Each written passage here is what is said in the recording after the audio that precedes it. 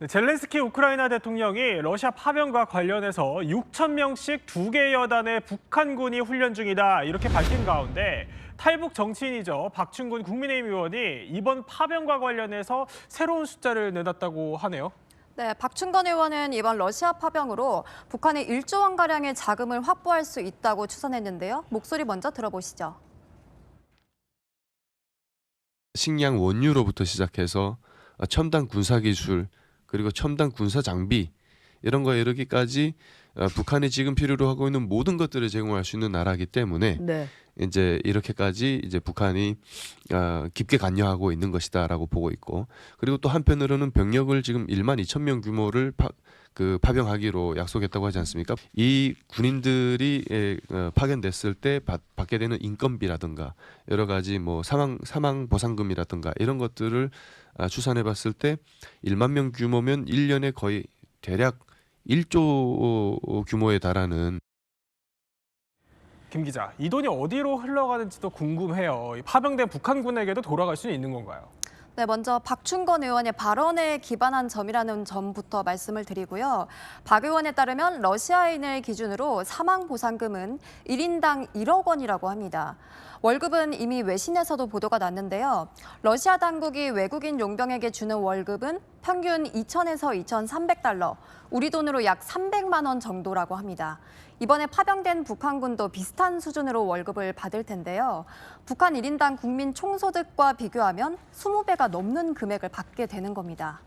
박충건 의원은 북한군은 통장이 없을 거라고 했습니다. 현금으로 지급을 해줘도 북한이 곧바로 회수를 할 거라고 관측을 했습니다. 상황이 이렇다 보니 러시아랑 북한 당국이 처음부터 직접 계약할 가능성, 즉 돈이 북한 당국으로 곧바로 흘러갈 가능성도 있다고 내다본 겁니다. 또 박 의원은 북한군이 지리적인 특성 때문에 유독 사상자가 많을 수 있다고 분석을 했는데요. 한반도는 산악지형이죠. 러시아 우크라이나 전투는 평야지대라는 겁니다. 산악지형에 익숙한 북한군이 우크라이나 전투에서 살아남기가 힘들 거라는 겁니다. 물론 박 의원의 주관적인 분석인데요. 아까 러시아군의 사망보상금 1인당 1억 원이라고 했죠. 북한이 사망보상금이든 병사들 월급이든 어떤 형태로든 1조 원 가까운 자금을 러시아로부터 받아낼 수 있을 거라고 분석했습니다. 자, 북한 입장에서는 이렇게 1조 원 가까운 큰 자금도 받아갈 수 있고 또 러시아에 파병함으로써 실제 전투 경험도 쌓을 수가 있습니다. 거기다가 러시아의 첨단 무기도 활용을 해볼 수가 있는데 그렇게 좀 전투력이 좀 상승을 하다 보면 우리로서는 좀 위협이 될 수가 있는 상황이잖아요. 박충건 의원은 그래서 우리나라가 이에 적극적으로 좀 대응을 해야 한다라고 했습니다. 이 대응 방법에는 여러 가지가 좀 있는데 우크라이나에 뭐 방어용 무기를 지원을 해야 된다 아니면 아니다 살상 무기까지 줘야 된다 이런 이야기까지 나오는데 사실 박충건 의원은 되게 색다른 방안을 제안했습니다. 들어보시죠.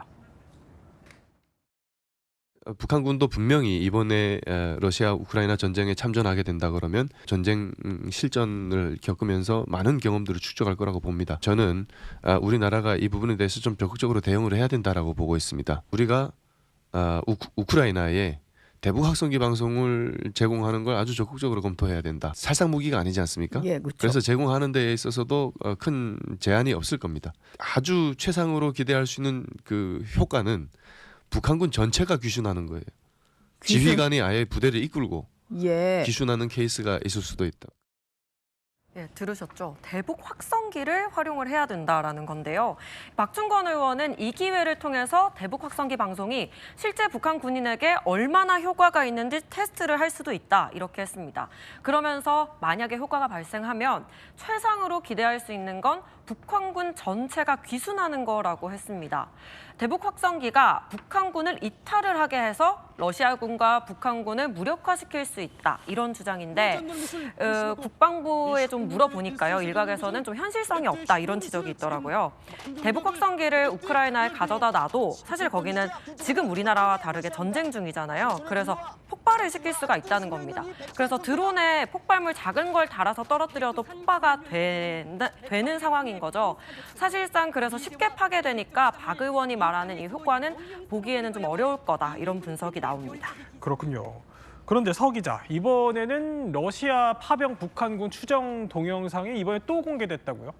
네, 그렇습니다. 북한군을 파병했다 이 주장을 뒷받침하는 증거들이 계속 나오고 있죠. 러시아 독립 언론기관이라고 주장하는 아스트라가 현지 시간으로 어제죠. 영상을 공개했는데요. 어떤 장면이 담겼는지 먼저 보고 오시죠.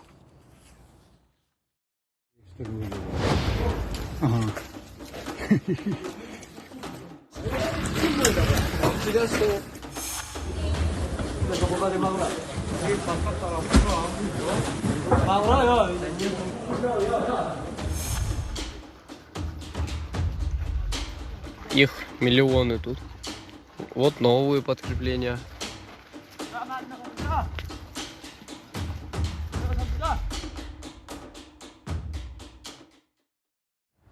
네, 북한군으로 보이는 인물들이 서너 명씩 모여서 건물 외벽에 선 채 얘기를 하는 모습이 담겨 있죠. 힘들다야, 늦었어.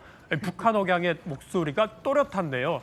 앞서 국정원이 러시아와 우크라이나 전장에 북한군 참전이 확인됐다 발표하고 나서요. SNS에선 사실인지 아닌지 확인되지 않은 북한군 파병 동영상과 사진들이 속속 올라오고 있죠.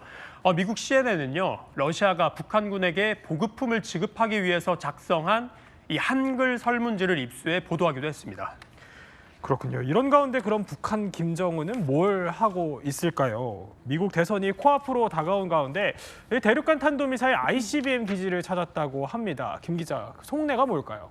네, 두 가지 목적으로 해석됩니다. 먼저 미국 차기 행정부에 북한 문제를 각인시키려는 의도라는 관측이 나오고요. 또 한 가지는 앞서 말씀드린 대로 북한이 러시아에 파병을 시작했죠. 해외 파병에도 불구하고 북한의 안전은 굳건하다. 과시하기 위한 목적으로 읽힙니다. 조선중앙통신이 공개한 사진에는요, 김정은 위원장이 미국 본토 전역을 사정권으로 하는 미사일이랑 요격이 어려운 중장거리 미사일 둘러보는 모습이 담겼습니다. 북한의 장거리 미사일 능력 과시하려는 의도로 해석됩니다. 김 기자, 그런데 북한은 러시아 파병에 대해서 계속 근거 없는 소문이다 이렇게 부인을 하고 있잖아요. 우리 정보당국이 근거를 들이밀었는데도 말이죠.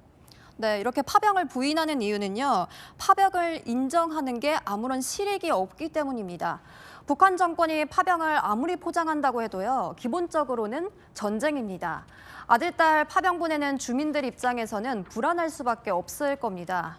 박충건 국민의힘 의원은요, 북한이 러시아 파병을 앞두고 몇 개월 동안 집중 훈련을 받았을 가능성이 높다고 내다봤습니다. 또 현재는 인정할 수 없는 상황이라서 북한이 부정을 하고 있지만 더 이상 부정할 수 없는 시기가 오지 않겠냐고 말했는데요. 북한이 어느 시점에 파병이랑 관련된 입장을 내놓을지 주목됩니다.